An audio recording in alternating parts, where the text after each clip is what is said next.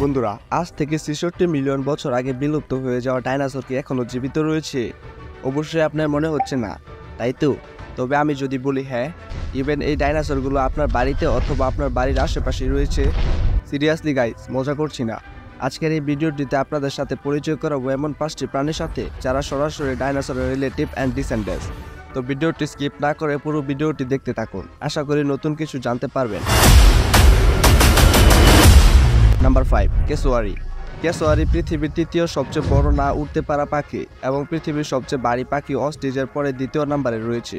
এই পাখিটি নর্থ অস্ট্রেলিয়াতে পাওয়া যায়। বন্ধুরা, কেসোয়ারির একটি কিক এতটাই পাওয়ারফুল যে সে অনায়াসে মানুষের হাড় ভেঙে দিতে পারবে। এদের 5 থেকে 7 ইঞ্চি লম্বা নখ, প্রায় ডাইনোসরের মতোই দেখায়। এই পাখিটি পৃথিবীর সবচেয়ে ডেঞ্জারাস পাখিদের লিস্টেও রয়েছে। সেই সাথে একে আপনি আজকের দিনে ডাইনোসরও বলতে পারেন, কেননা এর আত্মীয়তা থেরাপোডদের সাথে রয়েছে, যেখানে ফেমাস ডাইনোসর টি-রেক্সও শামিল রয়েছে। কেসোয়ারি এবং ডাইনোসরের রিলেশন এই ভিডিও শেষে আরো ভালো করে জানতে পারবেন। Number 4, crocodile. বন্ধুরা, কুমির ইন্ডিয়া, বাংলাদেশ, শ্রীলঙ্কা এবং অস্ট্রেলিয়া ছাড়াও মোটামুটি পৃথিবীর সব জায়গায়ও পাওয়া যায়। এদের জমিন এবং পানি দুই স্থানেই অনেক স্পিড রয়েছে।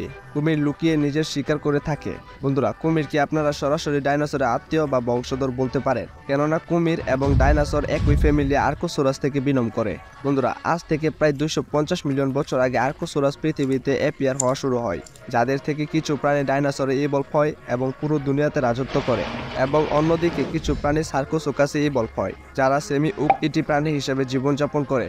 সার্কোসোরাসের আকার 36 থেকে 40 ফুট পর্যন্ত হয়, যার মানে হচ্ছে এর সাইজ একটি স্কুল বাসের সমান ছিল। কিন্তু সময়ের পরিবর্তনের কারণে এই প্রাণীটি ধীরে ধীরে আজকে কুমিরে ইভলভ হয়। Number 3, monitor Lizaad. বন্ধুরা, মনিটর লিজার্ড স্থলজ এবং জলজ উভয় স্থানে বসবাস করতে পারে এমন টিকটিকিকে বলা হয়, যেমন কোমোডো ড্রাগন। বন্ধুরা, যদিও এই লিজার্ড ডাইনোসর হয় না, তবে এরা স্কোয়ামাটা ফ্যামিলি থেকে বিলং করে, যেখানে 10,900 প্রজাতির সাপ এবং লিজার্ড রয়েছে। স্কোয়ামাটা গ্রুপের রেপটাইলের সাথে ডাইনোসরের অনেক গভীর ইভোলিউশনারি সম্পর্ক রয়েছে।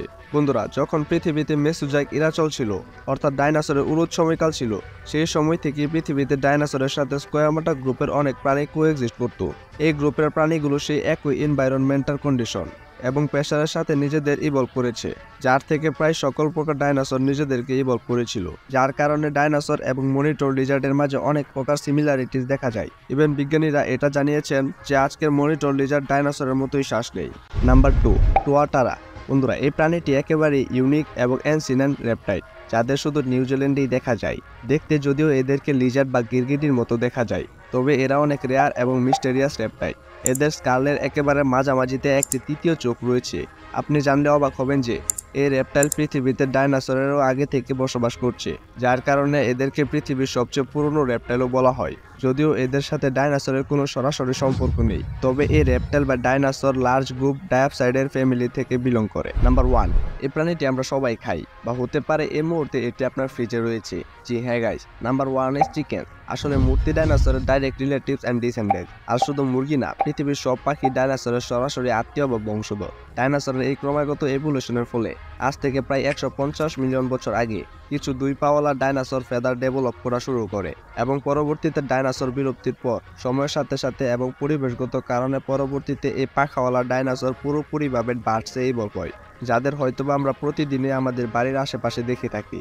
বাই দা ওয়ে, যে ডাইনোসরগুলো অ্যাস্টেরয়েডের কারণে বিলুপ্ত হয়ে গিয়েছিল তাদেরকে নন এভিয়ান ডাইনোসর বলা হয়, এবং অন্যদিকে এসব নন এভিয়ান ডাইনোসরের বংশধর আজকের বার্ডসকে এভিয়ান ডাইনোসর বলা হয়। খেয়াল করলে দেখতে পাবেন বার্ডস এবং ডাইনোসরের মধ্যে অনেক সিমিলারিটিস রয়েছে, যেমন আজকের মুরগির বাচ্চা ফেমাস ডাইনোসর টি-রেক্সের মতো চলাফেরা করে। তো আজকে এই পর্যন্তই, দেখা হচ্ছে পরবর্তী কোনো ভিডিওতে। এই ভিডিওটি ভালো লেগে থাকলে অবশ্যই একটি লাইক দিয়ে কমেন্ট করে জানান ভিডিওটি আপনার কাছে কেমন লেগেছে। বন্ধুরা, আপনাদের জন্য ইতিহাস এবং বিজ্ঞান ভিত্তিক ভিডিও খুব সহজে নিয়ে আসার চেষ্টা করি, তাই অবশ্যই চ্যানেলটিকে সাবস্ক্রাইব করে আমাদের সাপোর্ট করুন।